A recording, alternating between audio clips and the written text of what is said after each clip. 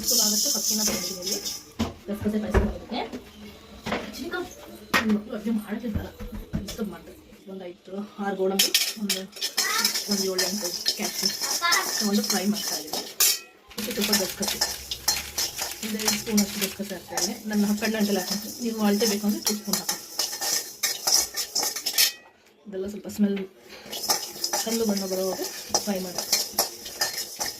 Smell ಬರ್ತಾ ಇರುತ್ತೆ, ಚಟಪಟ ಅಂತ ಸಿಗ್ತಾ ಇರುತ್ತೆ. ಸಾಕು ಸ್ವಲ್ಪ ಬೆಚ್ಚಿ ಮಾಡ್ಕೊಂಡು ಸಾಕು. ಅಷ್ಟೊಂದು ಬಿಸಿಯಿಂದ ಓಕೆನಾ.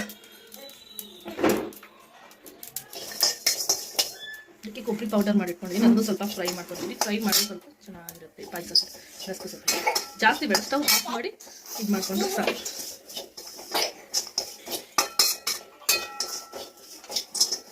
ಕೊಬ್ಬರಿ ಸ್ಮೆಲ್ ಸ್ವಲ್ಪ ಇದಿಷ್ಟು ಏಲಕ್ಕಾಯಿ ಹಾಕಿ ರುಬ್ಕೊಂಬೇಡ. ಇಷ್ಟಕ್ಕೆ ಟ್ರಾನ್ಸ್ಫರ್ ಮಾಡ್ಕೊಳ್ತಾ ಇದ್ದೀನಿ.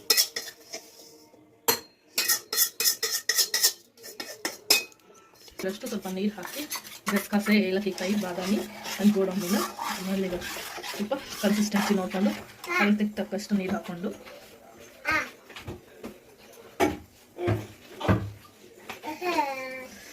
ಸಿಂಪಲ್ ಆ್ಯಂಡ್ ಕ್ವಿಕ್ ಗಸಗಸೆ ಪಾಯಸ ಇದು ರೆಸಿಪಿ. ನಾನು ಜಾಸ್ತಿ ವಿಡಿಯೋಲಿ ತೋರಿಸೋ ಥರ ಅದು ಇಂಗ್ರೀಡಿಯೆಂಟ್ಸ್ ಎಲ್ಲ ಏನೂ ಹಾಕಲ್ಲ. ಹಾಕಿ ಬಾದಾಮಿ ಗೋಡಂಬಿ ಫ್ರೈ ಮಾಡಿಕೊಂಡು ಕೊಬ್ಬರಿ, ಏಲಕ್ಕಾಯಿ ಇಷ್ಟು ಹಾಕಿ ರುಬ್ಕೊಂಡು ಇದು ಮಾಡ್ತಾಯಿದ್ದೀನಿ. ಇದಕ್ಕೆಲ್ಲ ಸಿಂಪಲ್ಲಾಗಿ ತುಪ್ಪ, ದ್ರಾಕ್ಷಿ, ಗೋಡಂಬಿ ಒಗ್ಗರಣೆ ಕೊಟ್ಟು ಇವಾಗ ಇದನ್ನು ಹಾಕಿ ಆದಮೇಲೆ ನೀರು ಎಷ್ಟು ಬೇಕೋ ಅಷ್ಟು ನೀರನ್ನ ಆ್ಯಡ್ ಮಾಡಬೇಕು. ಸ್ವಲ್ಪ ನೀರನ್ನ ಕನ್ಸಿಸ್ಟೆನ್ಸಿ ಬಂದರೆ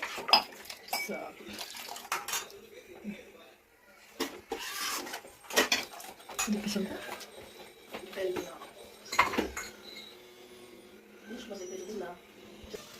ನಾನು ಇಲ್ಲಿ ರೆಸಿಪಿ ಅಲ್ವಾ ಬೆಲ್ಲನೇನು ಪುಡಿ ಮಾಡಿ ಹಾಕ್ತೀವಿ. ಹಾಗೆ ಯಾಕಂದರೆ ಅದು ಕುದಿಯೋಷ್ಟರಲ್ಲಿ ಇದಾಗುತ್ತೆ, ಇನ್ನೂ ಕರಗುತ್ತೆ ಬೆಲ್ಲ. ಬಿಸಿ ಬೇಗ ರುಚಿಗೆ ತಕ್ಕಷ್ಟು ಬೆಲ್ಲ. ಅಂತ ಗಸಗಸೆ ಹಾಲು ಅಂತನಾದರೂ ಕರಿಬೋದು, ಗಸಗಸೆ ಪಾಯಸ ಅಂತನಾದರೂ ಕರಿಬೋದು. ಅದೇ ಪಕ್ಕದಲ್ಲಿ ಸ್ವಲ್ಪ ನೀವು ಬೇರೆ ಮಾಡಿರಿ.